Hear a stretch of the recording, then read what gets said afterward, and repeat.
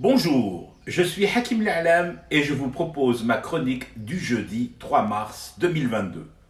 Elle s'intitule Gare de triage humain. C'est une gare, comme il en existe partout dans le monde. C'est une ligne de chemin de fer, comme toutes celles tellement nombreuses à sillonner ce même monde. Dans cette gare, des trains en partance. Belle porte ouverte que je défonce allègrement. Quoi de plus normal que des trains sur le point de quitter une gare? Oui, c'est juste. Sauf que cette gare, en plus de desservir plusieurs destinations, relie deux pays, l'Ukraine et la Pologne. Pas n'importe quel pays en ces temps de guerre et de souffrance humaine. Il est bon de savoir que sous le déluge de feu qui submerge l'Ukraine, il puisse y avoir encore des trains qui s'ébranlent vers des pays frontaliers comme la Pologne pour y convoyer des êtres humains fuyant le drame et la mort. Oui, c'est réconfortant. Des familles entières, enfants serrés contre leur mère et grelottant de froid, qui montent dans les rames vers la sécurité, la délivrance. Enfin, au bout d'un long voyage qui sera rude parce que les bombes larguées choisissent ou ne choisissent pas leur cible. Elles s'abattent et tuent. Mais l'important pour ces êtres en détresse est d'embarquer, de partir, de s'éloigner des portes de l'enfer.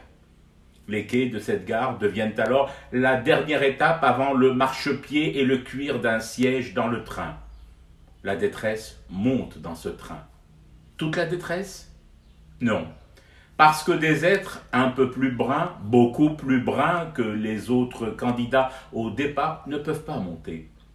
Des gardes, moins bruns, beaucoup moins bruns, empêchent la détresse brun-noir de monter. Les blancs seulement, dit la voix rageuse et menaçante des vigiles ukrainiens.